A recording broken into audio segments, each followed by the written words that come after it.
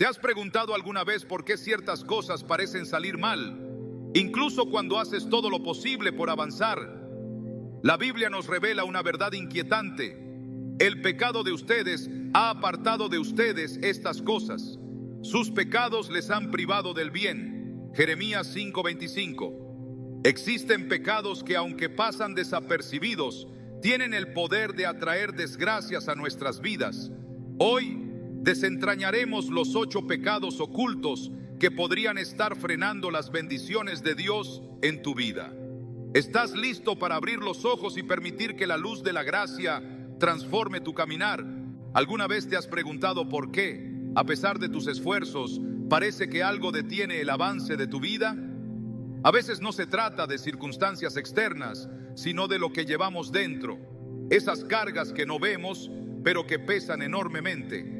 En Proverbios 16:18 leemos una advertencia clara. El orgullo precede a la destrucción y el espíritu altivo a la caída. Este pasaje nos revela la naturaleza peligrosa de uno de los pecados más insidiosos, el orgullo, un enemigo oculto que muchas veces toma la forma de autosuficiencia, disfrazándose de virtudes como independencia o determinación. Pero el orgullo no es solo un problema de carácter, es un obstáculo espiritual que nos aleja de Dios y nos expone a consecuencias devastadoras. Desde el principio de los tiempos, el orgullo ha sido el detonante de grandes tragedias espirituales.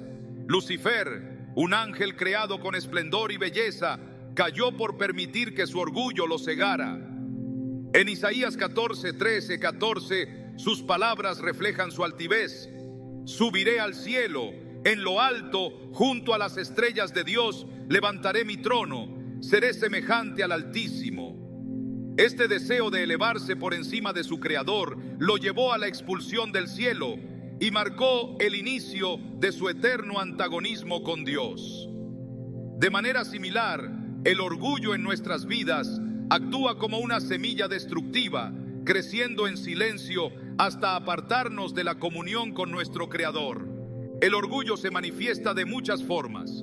En ocasiones se presenta como una actitud de yo no necesito ayuda, bloqueando la intervención divina. En otras, nos hace pensar que nuestros logros son producto exclusivo de nuestro esfuerzo, olvidando que cada talento, oportunidad y victoria provienen de Dios. Esta actitud nos desconecta de la humildad que Jesús enseñó en Mateo 23:12.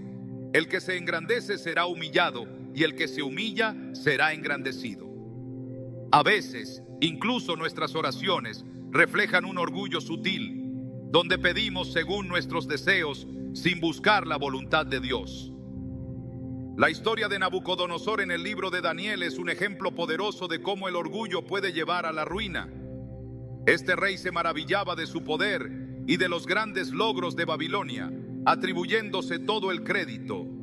En Daniel 4:30 dijo: ¿no es esta la gran Babilonia que yo he edificado como residencia real, con mi gran poder y para gloria de mi majestad? Su arrogancia provocó el juicio divino y fue humillado al vivir como un animal durante 7 años hasta reconocer la soberanía de Dios. Cuando finalmente lo hizo, declaró en Daniel 4:37: ahora yo, Nabucodonosor, alabo, engrandezco y glorifico al Rey del cielo, porque todas sus obras son verdaderas y sus caminos justos, y él puede humillar a los que andan con soberbia. Esta lección nos recuerda que, sin importar cuán grandes sean nuestros logros, todo proviene de Dios, y apartarnos de esta verdad nos lleva a consecuencias inevitables. El orgullo también nos aleja de las personas que nos rodean. Al ensalzarnos, disminuimos a los demás en nuestra percepción, dificultando la empatía y la compasión. Proverbios 13:10 señala: del orgullo solo nace la contienda, pero la sabiduría está con quienes toman consejos. Este pecado nos impide escuchar a los demás, aceptar correcciones y, en última instancia, reconocer nuestra necesidad de crecer. ¿Cuántas veces hemos rechazado un consejo sabio simplemente porque provenía de alguien que consideramos inferior? En estas ocasiones, el orgullo no solo perjudica nuestras relaciones, sino que también nos ciega a las bendiciones que Dios puede traer a través de otros. Sin embargo, el orgullo no opera solo. Frecuentemente va de la mano con el rencor, otro pecado oculto que carcome el alma. El rencor se oculta en lo profundo del corazón, disfrazándose de una memoria persistente o de un sentimiento de justicia personal. Nos decimos que estamos en nuestro derecho de resentirnos por las ofensas recibidas, pero olvidamos que este veneno espiritual nos esclaviza. Hebreos 12:15 advierte: asegúrense de que nadie deje de alcanzar la gracia de Dios, que ninguna raíz de amargura brote y cause dificultad y contamine a muchos. La raíz de amargura que menciona este pasaje se refiere al rencor, que comienza como una pequeña semilla y rápidamente se convierte en una planta invasiva que contamina nuestra paz y nuestras relaciones. La Biblia nos da un ejemplo claro del poder destructivo del rencor en la historia de Caín y Abel. En Génesis 4 vemos cómo Caín permitió que la envidia y el resentimiento hacia su hermano tomaran control de su corazón. Aunque Dios lo advirtió, diciéndole: el pecado acecha a la puerta, desea dominarte, pero tú debes dominarlo. Génesis 4:7. Caín ignoró esta advertencia y cometió un acto atroz que lo marcó para siempre. Este relato no solo ilustra las consecuencias de alimentar el rencor, sino también cómo este pecado puede alejarnos de la presencia de Dios. El rencor no solo afecta nuestra relación con Dios, sino que también mina nuestra salud emocional y espiritual. Llevar el peso de la amargura es como beber veneno, esperando que otra persona sufra las consecuencias. Jesús nos llama a un estándar más alto en Mateo 5:23-24, donde nos instruye a reconciliarnos con nuestro hermano antes de presentar una ofrenda en el altar. Este acto de reconciliación no solo es un mandato, sino una oportunidad de liberación. Al soltar el rencor encontramos paz y abrimos la puerta para que Dios sane nuestras heridas. En nuestras vidas diarias, el orgullo y el rencor pueden aparecer en las situaciones más comunes. Un comentario que nos hiere, una oportunidad perdida o incluso un desacuerdo trivial pueden convertirse en puntos de entrada para estos pecados. Sin embargo, no estamos condenados a vivir atrapados en estas cadenas. La clave está en reconocer su presencia y llevarlos a los pies de Cristo. En 1 Juan 1:9 se nos promete: si confesamos nuestros pecados, Él es fiel y justo para perdonarnos y limpiarnos de toda maldad. Esta promesa no solo nos asegura el perdón, sino también la capacidad de liberarnos del poder del pecado. Para vencer el orgullo, debemos cultivar la humildad, recordando siempre que todo lo que somos y tenemos viene de Dios. Santiago 4:10 nos exhorta: humíllense delante del Señor y Él los exaltará. Este acto de humildad no es una señal de debilidad, sino de fuerza, porque al reconocer nuestra dependencia de Dios, nos posicionamos para recibir su gracia y su dirección. Por otro lado, superar el rencor requiere un acto intencional de perdón. Perdonar no significa justificar las ofensas, sino liberar nuestro corazón del peso de la amargura. Jesús nos dio el ejemplo supremo al perdonar a quienes lo crucificaron, diciendo: Padre, perdónalos, porque no saben lo que hacen. Lucas 23:34. Cuando seguimos su ejemplo, encontramos libertad y sanidad. Cada día es una nueva oportunidad para examinar nuestro corazón y enfrentar estos pecados ocultos con la luz de la palabra de Dios. No permitamos que el orgullo y el rencor continúen frenando nuestras vidas y alejándonos de la plenitud que Dios tiene preparada para nosotros. ¿Estás listo para dejar atrás estas cargas y caminar en la libertad que Cristo ofrece? La respuesta está al alcance de una oración sincera y un corazón dispuesto. La envidia es un enemigo silencioso que acecha en el corazón, disfrazándose de simple insatisfacción o deseos legítimos. Puede comenzar como una pequeña comparación con los logros, posesiones o relaciones de alguien más, pero rápidamente se convierte en una sombra que nubla el alma. En Proverbios 14:30 encontramos una advertencia clara.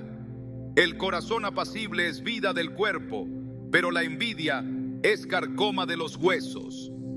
Este pecado no solo afecta nuestras emociones, sino que mina nuestra paz y nos separa de la gratitud que deberíamos sentir por las bendiciones que Dios ha derramado sobre nosotros.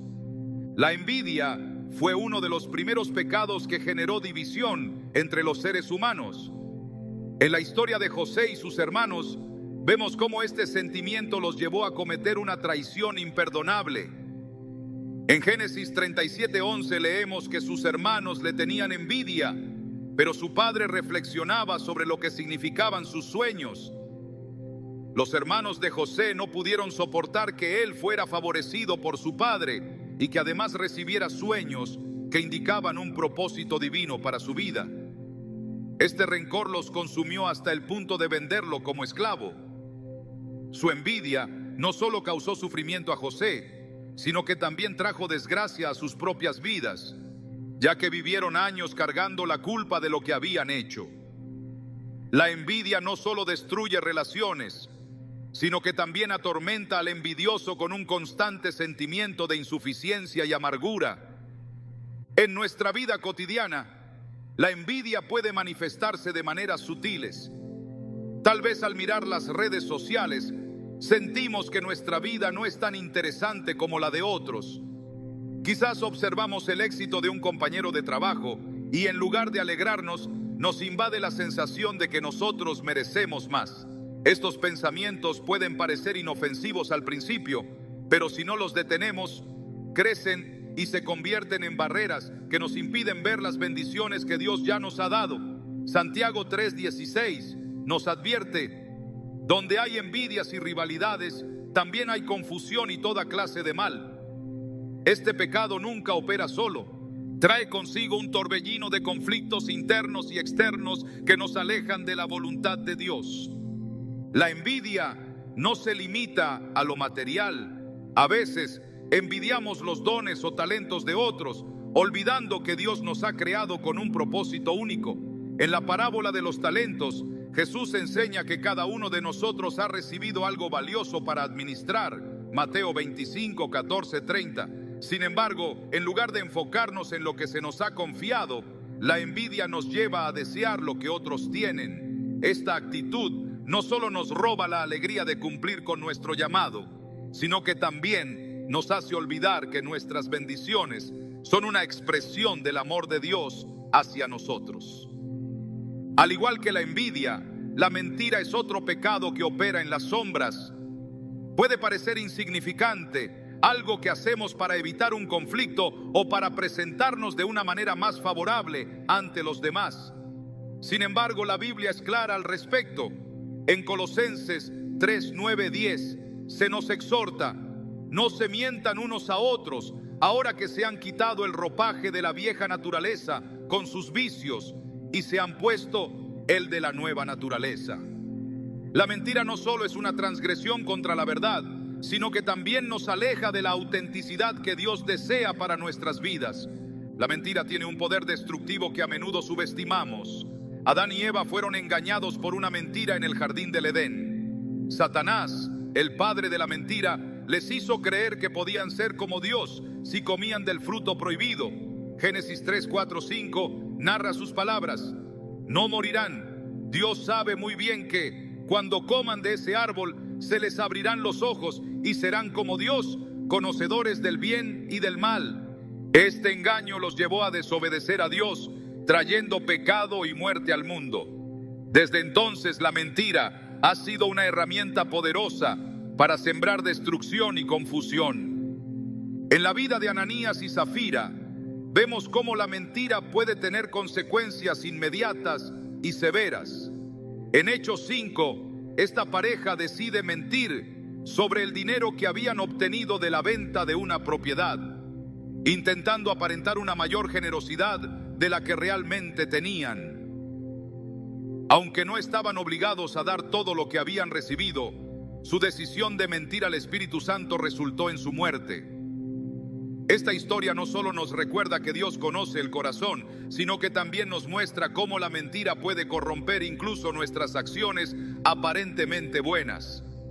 En nuestra experiencia diaria, las mentiras pueden parecer necesarias para evitar problemas o para proteger nuestras apariencias. Sin embargo, cada mentira nos lleva más lejos de la verdad de Dios. Jesús declaró en Juan 8:32, conocerán la verdad y la verdad los hará libres. Cuando elegimos ser sinceros, incluso en circunstancias difíciles, experimentamos la libertad que solo viene de vivir en la luz de Cristo. La mentira no solo afecta nuestra relación con Dios, sino también con los demás. Cuando mentimos, rompemos la confianza, que es la base de cualquier relación saludable. Proverbios 12:22 dice, los labios mentirosos son abominación al Señor, pero los que actúan con verdad son su deleite. Este pecado nos esclaviza, ya que una mentira suele requerir otra para sostenerse, creando una red que eventualmente se desmorona. La verdad, por otro lado, trae claridad y paz, aunque a veces parezca más difícil de enfrentar. La envidia y la mentira tienen un denominador común. Ambas surgen de un corazón insatisfecho. Cuando envidiamos, estamos diciendo que lo que Dios nos ha dado no es suficiente. Cuando mentimos, intentamos manipular la realidad, en lugar de confiar en su soberanía. Ambos pecados son barreras que nos impiden vivir plenamente en la verdad y el amor de Dios. Superar estos pecados requiere un cambio radical en nuestro corazón. En el caso de la envidia, debemos aprender a cultivar un espíritu de gratitud. 1 Tesalonicenses 5:18 nos exhorta: den gracias en toda situación, porque esta es la voluntad de Dios para ustedes en Cristo Jesús. Al enfocarnos en las bendiciones que ya tenemos, desplazamos el espacio que la envidia ocupa en nuestro corazón. También debemos recordar que Dios tiene un plan único para cada uno de nosotros. Jeremías 29:11 nos asegura: porque yo sé muy bien los planes que tengo para ustedes, afirma el Señor, planes de bienestar y no de calamidad, a fin de darles un futuro y una esperanza. Este recordatorio nos ayuda a confiar en que Dios nos está guiando hacia lo mejor, incluso si nuestra vida no se parece a la de los demás. Para vencer la mentira, debemos comprometernos con la verdad, no solo en nuestras palabras, sino también en nuestro ser. Jesús dijo en Juan 14:6, yo soy el camino, la verdad y la vida. Al acercarnos más a Él, nuestras vidas comienzan a reflejar su verdad. Esto implica ser honestos con nosotros mismos, con los demás y con Dios. También requiere valor, ya que la verdad a menudo nos enfrenta con nuestras propias debilidades y fallas. Sin embargo, es en esta vulnerabilidad donde encontramos la gracia y la restauración que solo Dios puede ofrecer. La envidia y la mentira no tienen que definir nuestra vida. Aunque son pecados comunes, Dios nos ha dado las herramientas para vencerlos. A través de su palabra, su espíritu y su gracia, podemos dejar atrás estas sombras y caminar en la luz. La pregunta es, ¿estás dispuesto a soltar lo que te retiene para abrazar la libertad que Cristo te ofrece? Esta decisión no solo transformará tu vida, sino también tus relaciones y tu conexión con Dios. Es hora de dar el primer paso hacia una vida de verdad, gratitud y plenitud. La apatía espiritual no golpea con fuerza, ni aparece de forma repentina. Se filtra poco a poco, casi sin ser percibida, como una brisa suave que apaga las llamas de un fuego vibrante. No grita, pero susurra con constancia. ¿Por qué esforzarte tanto? ¿Qué más puedes ganar al buscar a Dios con intensidad? Sin darnos cuenta, la pasión que alguna vez impulsó nuestras oraciones y nuestra devoción comienza a desvanecerse, reemplazada por la comodidad y la rutina. Pero Dios no desea que vivamos en la tibieza espiritual. Apocalipsis 3:16 es contundente: por cuanto eres tibio y no frío ni caliente, te vomitaré de mi boca. Este versículo no es solo una advertencia, sino un recordatorio urgente de que la apatía espiritual tiene un costo. Nos separa de la vida abundante que Él planeó para nosotros.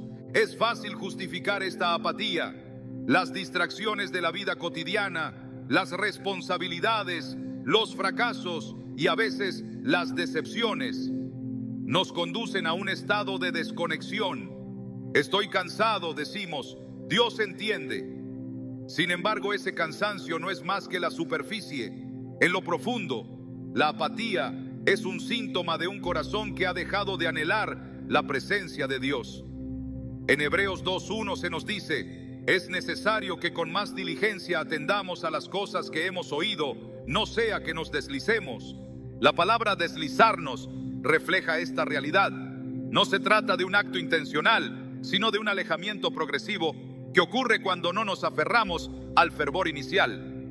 La parábola de las 10 vírgenes narrada en Mateo 25 ilustra esta verdad con una claridad asombrosa. 5 de las vírgenes estaban preparadas, con suficiente aceite para sus lámparas, mientras que las otras 5 se dejaron llevar por la indiferencia y no llevaron lo necesario. Cuando el novio finalmente llegó, las vírgenes desprevenidas clamaron: Señor, Señor, ábrenos. Pero él respondió: de cierto os digo que no os conozco.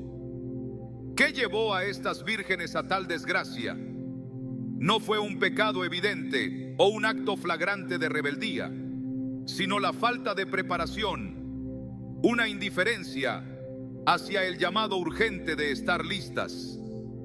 Esta parábola no es una advertencia distante, es un espejo en el que todos debemos mirarnos.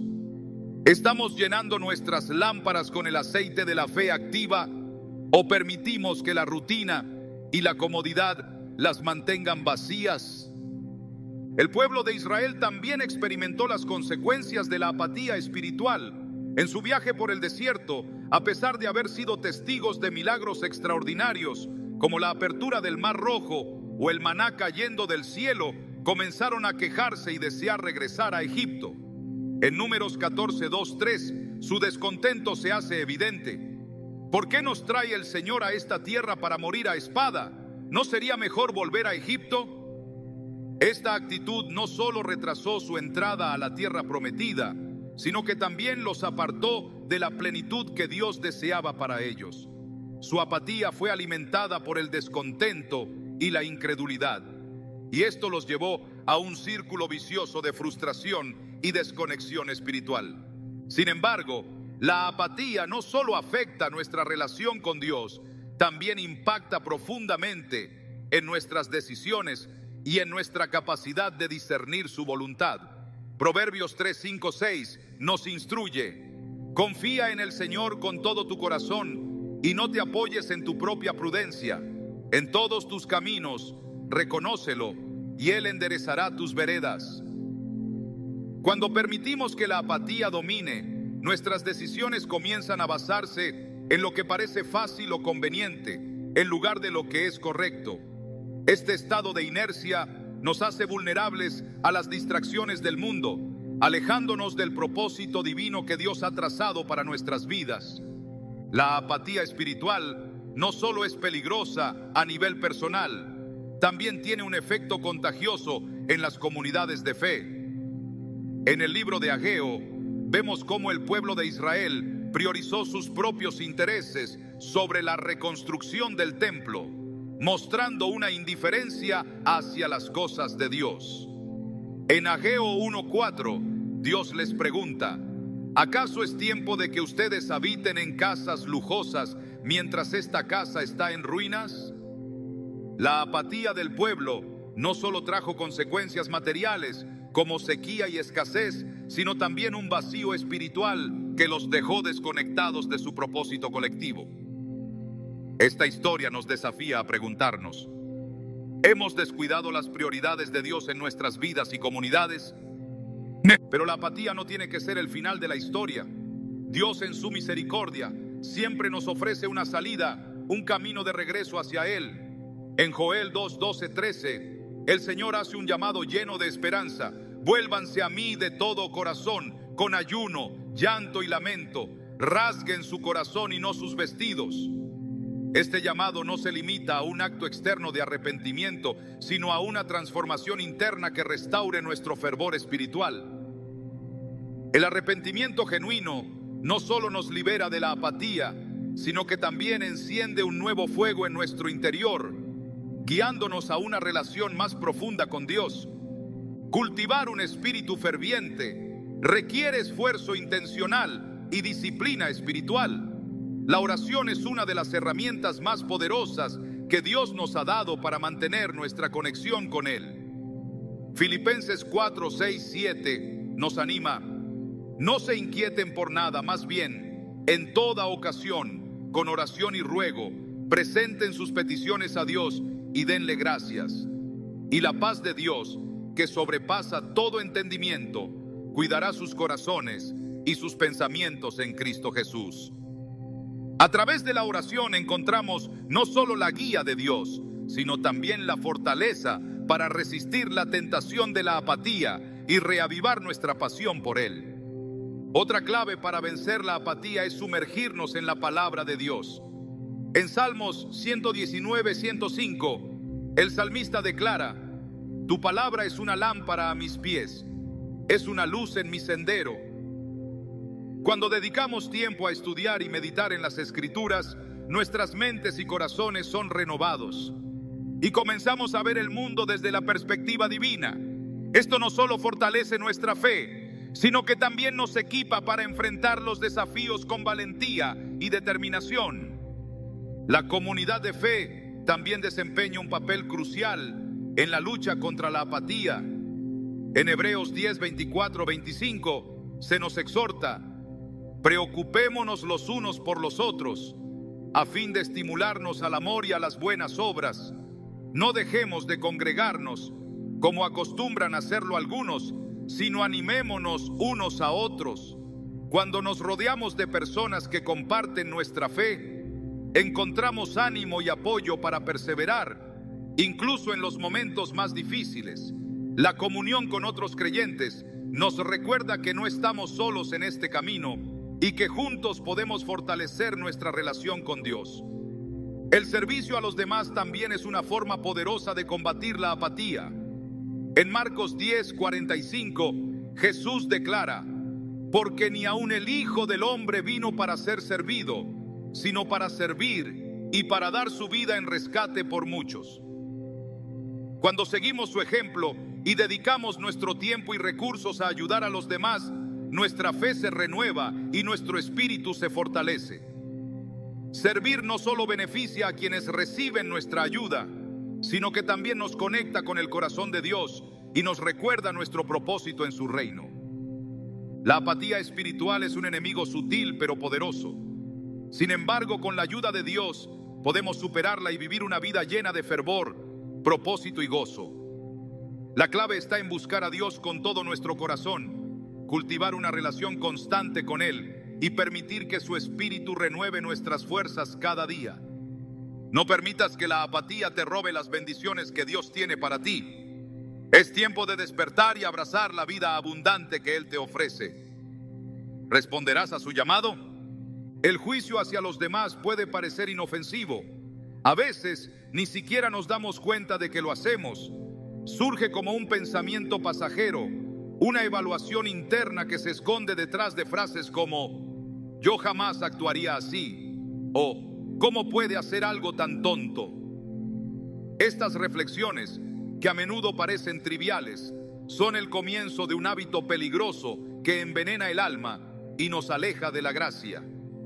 Jesús fue directo al hablar sobre esta actitud: no juzguen para que no sean juzgados. Mateo 7:1. Este mandato no es una mera sugerencia, es una advertencia poderosa. Cada juicio que emitimos se convierte en una medida que será usada en nuestra contra. El juicio no solo daña a quienes lo reciben, sino que también destruye al que lo emite. En Romanos 2:1 se nos dice: por lo cual eres inexcusable, oh hombre, quien quiera que seas tú que juzgas, pues en lo que juzgas a otro, te condenas a ti mismo, porque tú que juzgas, haces lo mismo. Estas palabras son un espejo que nos obliga a mirar con honestidad nuestras fallas. A menudo las mismas cosas que criticamos en otros reflejan las batallas no resueltas en nuestro propio corazón. Sin embargo, en lugar de enfrentar nuestras luchas, preferimos enfocar nuestra atención en las debilidades ajenas, como si al exponerlas pudiéramos ocultar las nuestras. En la parábola del fariseo y el publicano, Jesús nos muestra el contraste entre un corazón lleno de juicio y uno lleno de humildad. El fariseo, de pie en el templo, proclamó: Dios, te doy gracias porque no soy como otros hombres, ladrones, injustos, adúlteros, ni aun como este publicano. Lucas 18:11. Pero el publicano, consciente de su condición, ni siquiera levantó los ojos al cielo, sino que dijo: Dios, ten misericordia de mí, pecador. Lucas 18:13. Jesús declaró que fue el publicano y no el fariseo quien fue justificado. Este relato expone una verdad incómoda. Cuando juzgamos a otros, no solo fallamos en mostrar misericordia, sino que también nos desconectamos de nuestra necesidad de gracia. El juicio no se limita a nuestras palabras. A menudo ocurre en silencio, en los rincones más ocultos de nuestra mente. Observamos a alguien y automáticamente formamos una opinión sobre su vida, sus decisiones o incluso su apariencia. Estos pensamientos parecen inofensivos, pero son semillas de orgullo que, si no se arrancan, pueden crecer hasta ahogar el amor y la compasión que Dios nos llama a tener. En 1 Samuel 16:7, Dios le dijo a Samuel: el hombre mira lo que está delante de sus ojos, pero el Señor mira el corazón. Este versículo nos recuerda que solo Dios tiene la capacidad de juzgar con justicia, porque Él ve lo que nosotros no podemos: las intenciones y las luchas internas de cada persona. El juicio también afecta nuestras relaciones de formas sutiles pero profundas. Cada vez que emitimos un juicio, levantamos una barrera entre nosotros y la persona que estamos criticando. Tal vez nunca expresemos nuestras opiniones en voz alta, pero esas actitudes moldean la forma en que tratamos a los demás. En lugar de acercarnos con empatía, nos distanciamos, dejando que el orgullo y la crítica dominen nuestras interacciones. Proverbios 18:21 dice: la lengua tiene poder para dar vida y para destruirla. Aunque este versículo habla de las palabras, el principio se aplica igualmente a nuestras actitudes internas. Cuando elegimos juzgar, destruimos la oportunidad de construir puentes y mostrar el amor de Cristo. En la vida de Jesús vemos un ejemplo radicalmente opuesto. Cuando los líderes religiosos llevaron a una mujer sorprendida en adulterio ante él, esperaban que la condenara. Según la ley tenían razón. El castigo para el adulterio era la muerte. Pero Jesús no respondió con juicio, sino con gracia. En Juan 8:7 les dijo: el que de ustedes esté sin pecado, sea el primero en arrojar una piedra contra ella. Con estas palabras, desarmó su hipocresía y ofreció a la mujer una oportunidad de arrepentirse. Este acto de amor nos recuerda que nuestra responsabilidad no es condenar, sino extender la misericordia que nosotros mismos hemos recibido. El juicio secreto no solo daña nuestras relaciones con los demás, sino que también afecta nuestra relación con Dios. Cada vez que juzgamos, desviamos nuestra atención de nuestra propia necesidad de transformación. En Mateo 7:3-5, Jesús lo ilustró con la metáfora de la viga y la mota. ¿Por qué miras la mota que está en el ojo de tu hermano y no echas de ver la viga que está en tu propio ojo?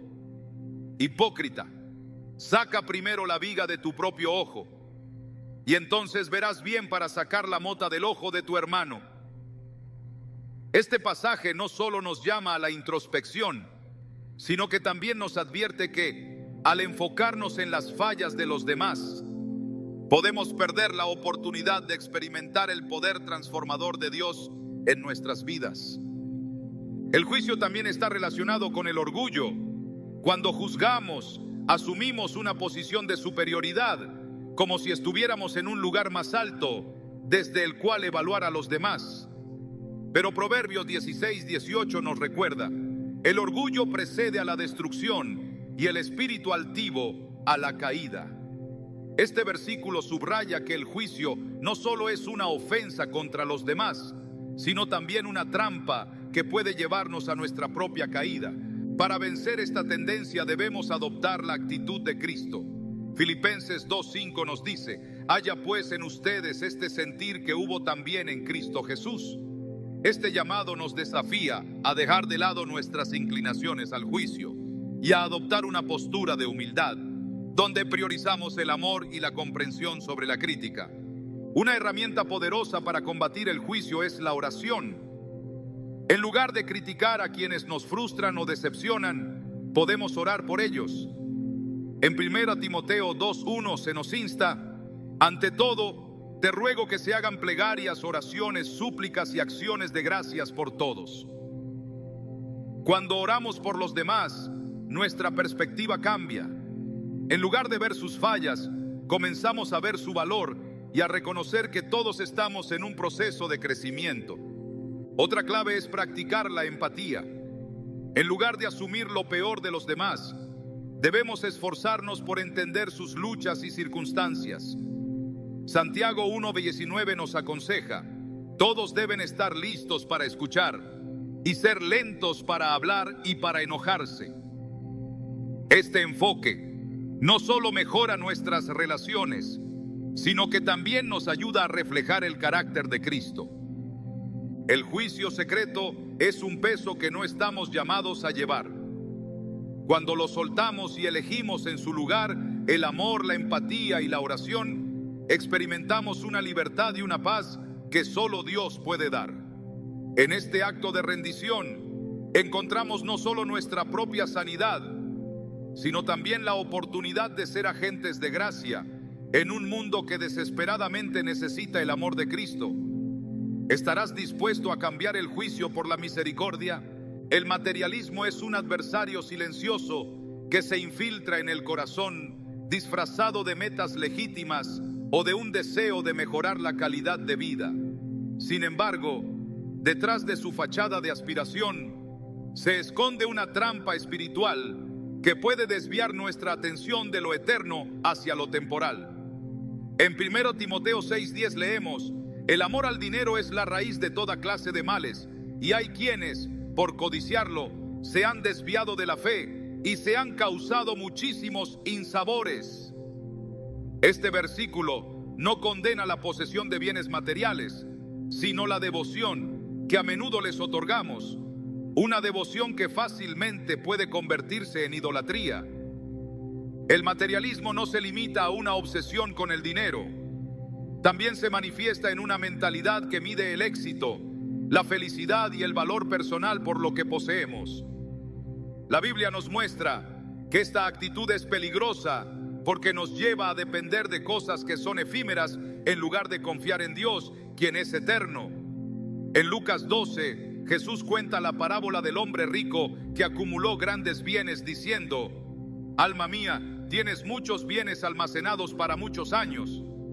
Descansa, come, bebe y disfruta de la vida. Lucas 12:19. Pero Dios le responde: necio, esta misma noche te van a reclamar la vida. ¿Y quién se quedará con lo que has acumulado? Lucas 12:20. Esta historia nos recuerda que las riquezas materiales no tienen poder para salvarnos ni para darnos seguridad verdadera. El materialismo también afecta nuestra relación con Dios, porque compite por el lugar que solo Él debería ocupar en nuestro corazón. En Mateo 6:24, Jesús declara: nadie puede servir a dos señores, porque menospreciará a uno y amará al otro, o querrá mucho a uno y despreciará al otro. No se puede servir a la vez a Dios y a las riquezas. Esta lucha interna no es solo una cuestión de prioridades, es una cuestión de lealtad. Cada vez que permitimos que los bienes materiales dominen nuestros pensamientos, estamos cediendo el control de nuestra vida a algo que nunca podrá satisfacer el anhelo más profundo de nuestro espíritu. El pueblo de Israel vivió una experiencia que ilustra esta realidad. Después de ser liberados de la esclavitud en Egipto, Dios los guió hacia la tierra prometida, un lugar de abundancia y provisión divina. Pero durante su travesía por el desierto, comenzaron a anhelar los bienes y comodidades que dejaron atrás. En Números 11:5 o 6 clamaron: ¿cómo echamos de menos el pescado que comíamos gratis en Egipto? También los pepinos, los melones, los puerros, las cebollas y los ajos. Ahora se nos quita el apetito, pues no vemos nada más que este maná. Este deseo por lo que parecía mejor los llevó a menospreciar la provisión de Dios, olvidando que Él estaba satisfaciendo sus necesidades de manera milagrosa. El materialismo no solo nos aleja de Dios, sino que también crea un vacío insaciable en nuestra vida. Proverbios 27:20 dice: el sepulcro y el abadón jamás se sacian, tampoco se sacian los ojos del hombre. Este versículo captura la naturaleza insaciable del materialismo. Nunca es suficiente. Cada vez que alcanzamos una meta o adquirimos algo nuevo, surge el deseo de más. Este ciclo interminable nos esclaviza, robándonos la paz y la satisfacción que solo Dios puede ofrecer. Una de las estrategias más comunes del materialismo es hacernos creer que nuestras posesiones son la clave para la felicidad. Sin embargo, la Biblia nos muestra que la verdadera felicidad no proviene de lo que tenemos, sino de quienes somos en Cristo. En Filipenses 4:11-12, Pablo escribe: he aprendido a estar satisfecho en cualquier situación en que me encuentre. Sé lo que es vivir en la pobreza y lo que es vivir en la abundancia. He aprendido a vivir en todas y cada una de las circunstancias, tanto a quedar saciado como a pasar hambre, a tener de sobra como a sufrir escasez. Esta actitud de contentamiento no es natural, es un fruto de confiar plenamente en la provisión y el cuidado de Dios. El materialismo también afecta nuestras relaciones con los demás. Cuando valoramos más lo que poseemos que a las personas, comenzamos a tratar a los demás como medios para alcanzar nuestros propios fines. En Santiago 5:1-4 se condena a aquellos que acumulan riquezas explotando a los demás. Ahora escuchen esto, ustedes los ricos, lloren y lamentense ante la miseria que les espera. No pagaron el salario de los trabajadores que les cosecharon los campos, y ese clamor ha llegado a los oídos del Señor Todopoderoso.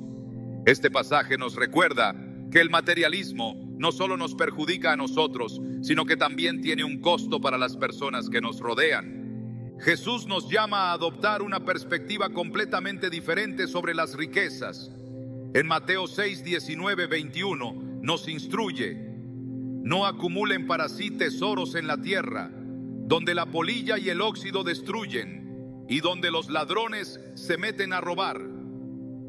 Más bien, acumulen para sí tesoros en el cielo, porque donde esté tu tesoro, allí estará también tu corazón.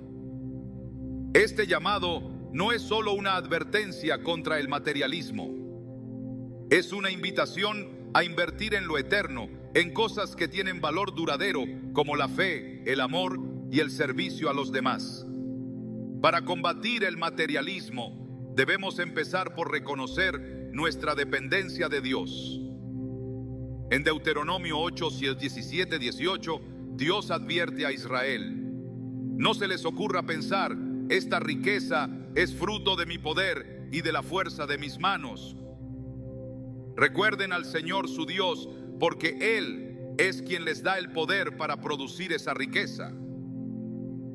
Este recordatorio nos ayuda a mantener una perspectiva correcta, entendiendo que todo lo que poseemos es un regalo de Dios y que nuestra responsabilidad es usarlo para su gloria. Además, debemos cultivar una actitud de generosidad. En 2 Corintios 9:7, Pablo escribe: cada uno dé según lo que haya decidido en su corazón, no de mala gana ni por obligación, porque Dios ama al que da con alegría. La generosidad no solo nos libera del poder del materialismo, sino que también nos permite participar en la obra de Dios, bendiciendo a los demás y experimentando su provisión de una manera nueva. El materialismo no es solo una cuestión externa, es una lucha interna que todos enfrentamos en algún momento, pero con la ayuda de Dios podemos superar este pecado oculto y vivir una vida de contentamiento, gratitud y propósito eterno.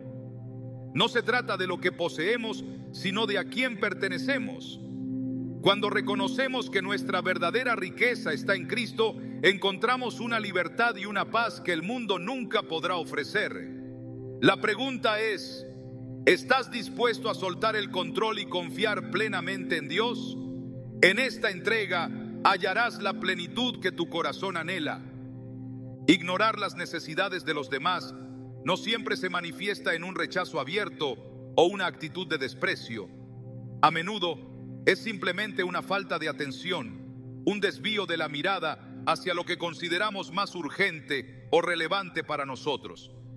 Sin embargo, este descuido hacia el prójimo tiene implicaciones profundas y puede convertirse en una barrera que nos impide experimentar plenamente el amor y las bendiciones de Dios. En Proverbios 21:13 se nos advierte: quien cierra sus oídos al clamor del pobre, también clamará y no se le responderá. Estas palabras no solo nos invitan a reflexionar, sino que exponen una verdad inquietante. Nuestra relación con Dios está intrínsecamente conectada con la manera en que tratamos a los demás. Jesús en su ministerio ejemplificó una vida completamente orientada hacia el servicio.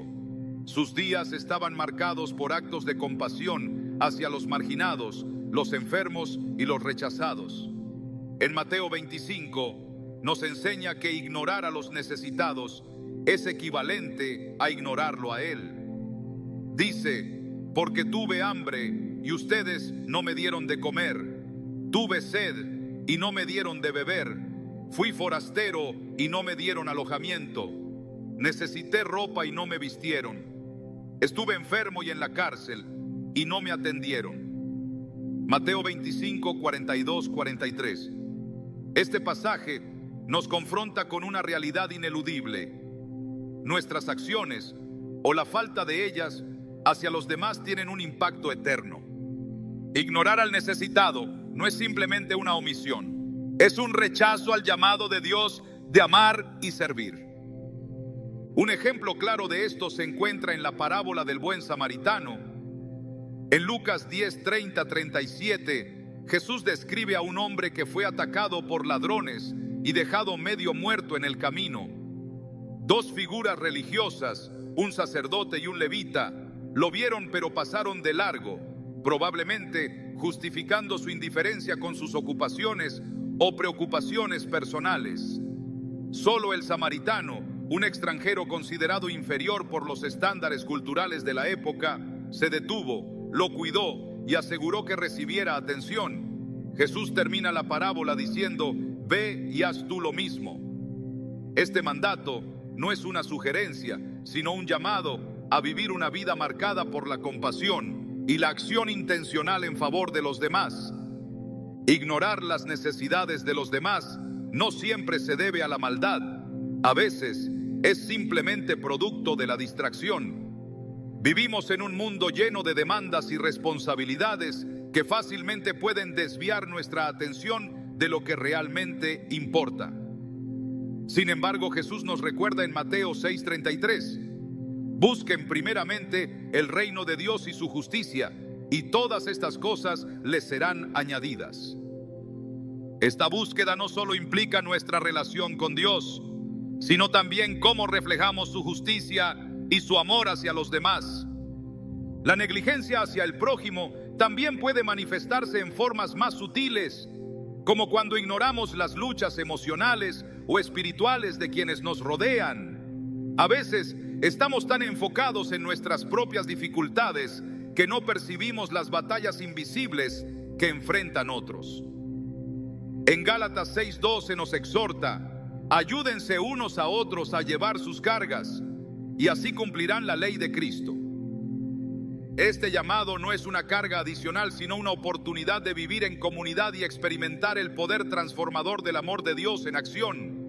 Un ejemplo poderoso de cómo Dios valora el servicio a los demás lo encontramos en la historia de Ruth. Después de la muerte de su esposo, Ruth decidió permanecer al lado de su suegra Noemí, a pesar de las dificultades. En lugar de buscar su propio bienestar, eligió servir y cuidar de ella. En Ruth 1:16 le dice: no insistas en que te abandone o en que me separe de ti, porque iré a donde tú vayas y viviré donde tú vivas. Tu pueblo será mi pueblo y tu Dios será mi Dios. Este acto de amor y fidelidad no pasó desapercibido para Dios, quien bendijo a Ruth con un futuro lleno de propósito y redención. La negligencia hacia el prójimo no solo afecta a quienes son ignorados, sino que también tiene un impacto en nuestra propia vida espiritual. En Santiago 2, 15, 17 se nos desafía: si un hermano o una hermana carecen de ropa y del sustento diario, y uno de ustedes les dice que les vaya bien, abríguense y coman hasta saciarse, pero no les da lo necesario para el cuerpo, ¿de qué sirve eso? Así también la fe por sí sola, si no tiene obras, está muerta. Este pasaje nos recuerda que la verdadera fe se manifiesta en acciones concretas.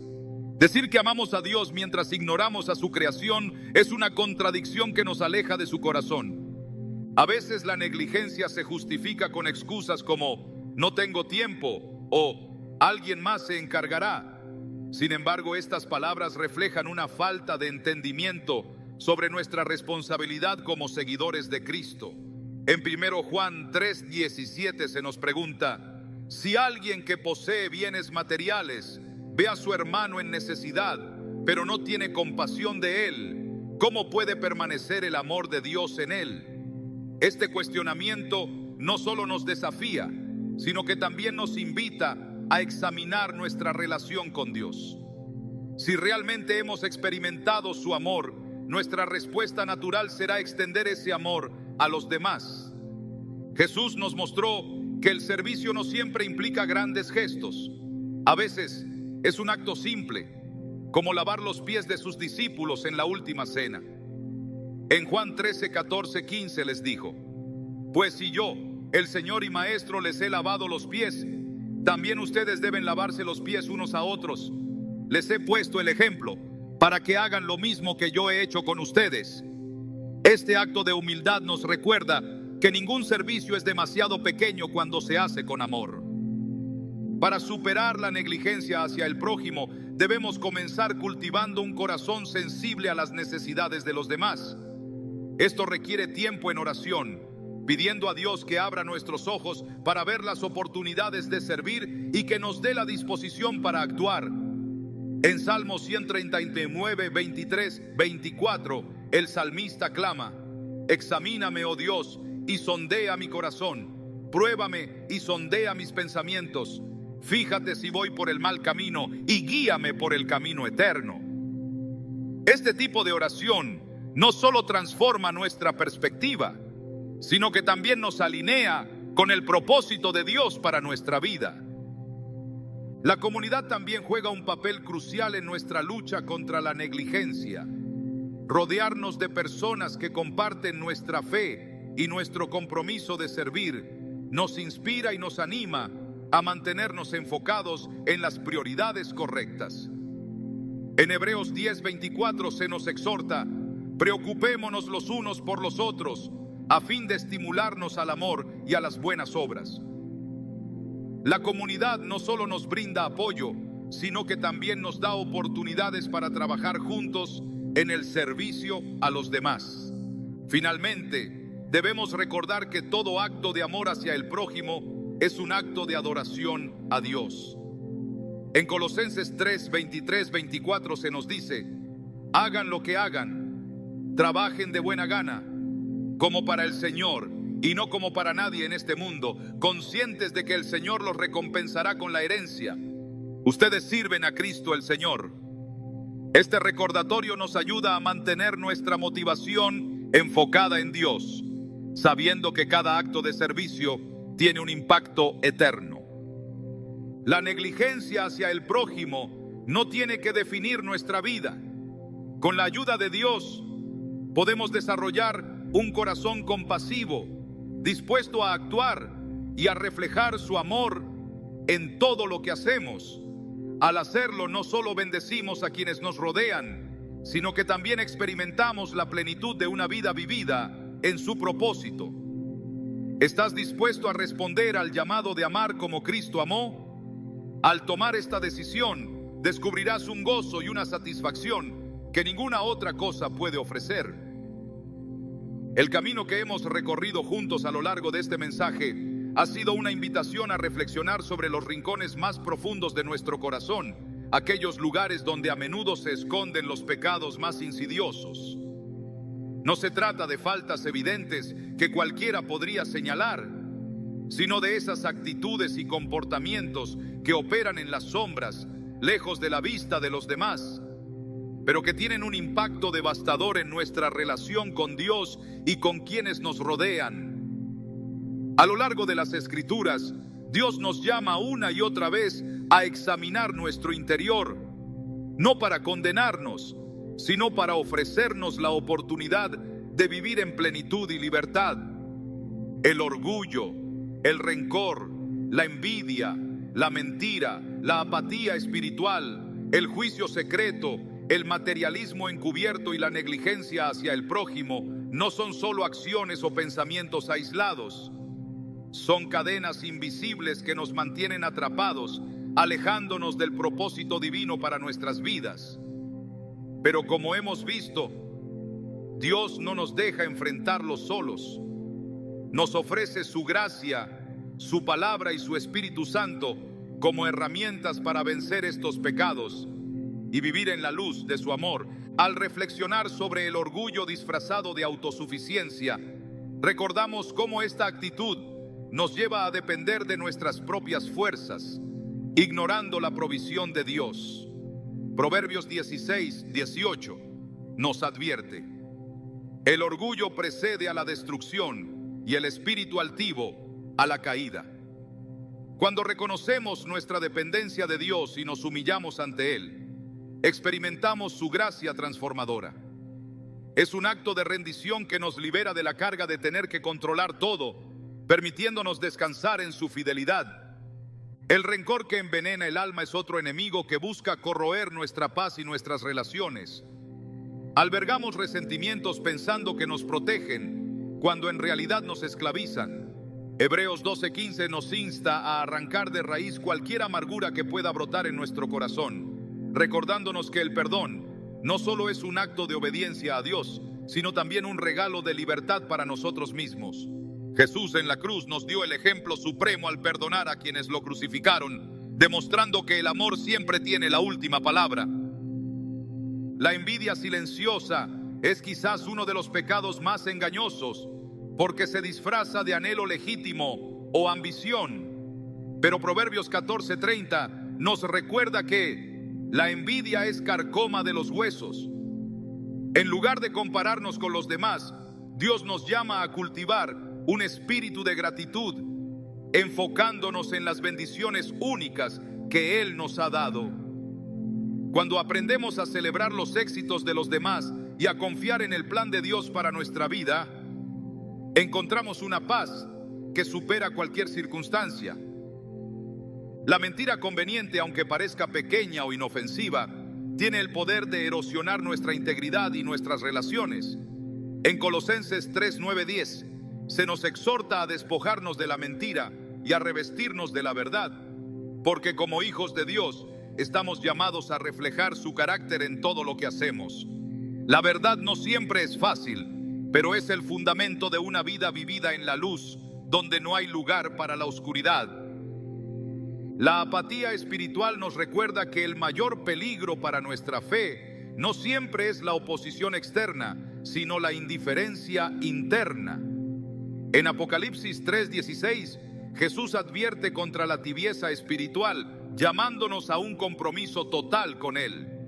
La oración, la adoración y la comunión con otros creyentes son herramientas poderosas para avivar nuestra pasión por Dios, ayudándonos a mantenernos firmes en nuestra fe, incluso en medio de los desafíos. El juicio secreto es un peso que no estamos diseñados para llevar. Cuando juzgamos a los demás, nos colocamos en un lugar que solo pertenece a Dios. Jesús nos invita a reemplazar el juicio con misericordia, recordándonos que con la medida que midan a otros, se les medirá a ustedes. Mateo 7:2. Practicar la empatía y la oración por los demás nos ayuda a verlos como Dios los ve, con amor y compasión. El materialismo encubierto es un recordatorio de que nuestras verdaderas riquezas no están en las cosas que poseemos, sino en nuestra relación con Dios. Jesús nos llama a acumular tesoros en el cielo, donde nada puede destruirlos. Cuando aprendemos a vivir con contentamiento y generosidad, descubrimos que la verdadera abundancia no está en lo que tenemos, sino en a quién pertenecemos. Finalmente, la negligencia hacia el prójimo nos desafía a mirar más allá de nuestras propias necesidades para ver las de los demás. En Mateo 25, Jesús nos recuerda que cuando servimos a los más pequeños, lo hacemos por Él. Este llamado no es una carga, sino una invitación a vivir una vida llena de propósito y significado, reflejando el amor de Dios en todo lo que hacemos. Cada uno de estos pecados tiene el potencial de separarnos de Dios, pero la buena noticia es que su gracia siempre es mayor. En 1 Juan 1:9 se nos promete: si confesamos nuestros pecados, Dios, que es fiel y justo, nos los perdonará y nos limpiará de toda maldad. Este versículo nos recuerda que no importa cuán lejos hayamos caído, siempre podemos regresar a los brazos de nuestro Padre Celestial. El proceso de liberarnos de estos pecados ocultos no es fácil, pero es posible con la ayuda de Dios. Requiere un compromiso diario de examinar nuestro corazón, de rendir nuestras luchas a Él y de buscar su dirección en todas las áreas de nuestra vida. También requiere humildad, porque solo cuando reconocemos nuestra necesidad de Dios, podemos experimentar su poder transformador. En este camino no estamos solos. Dios nos ha dado su Espíritu Santo, quien nos guía, nos consuela y nos fortalece.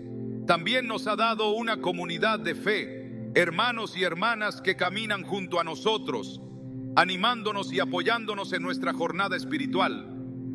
Juntos podemos enfrentar estos desafíos y vivir la vida abundante que Dios tiene para nosotros. El llamado final es claro: no permitas que estos pecados ocultos continúen controlando tu vida. Reconócelos, enfréntalos y entrégaselos a Dios. Él está listo para perdonarte, restaurarte y guiarte hacia un futuro lleno de esperanza y propósito. En Jeremías 29:11, Dios nos asegura: porque yo sé muy bien los planes que tengo para ustedes, afirma el Señor, planes de bienestar y no de calamidad, a fin de darles un futuro y una esperanza. Esta promesa es para ti y está esperando a que la abraces con fe y obediencia. ¿Estás listo para dar el siguiente paso? Confía en que Dios está contigo y que su gracia es suficiente. A medida que camines en obediencia, descubrirás una libertad y una plenitud que solo pueden encontrarse en Él. Este es el comienzo de una vida transformada, una vida que refleja el carácter de Cristo y que trae gloria a Dios en todo lo que hace.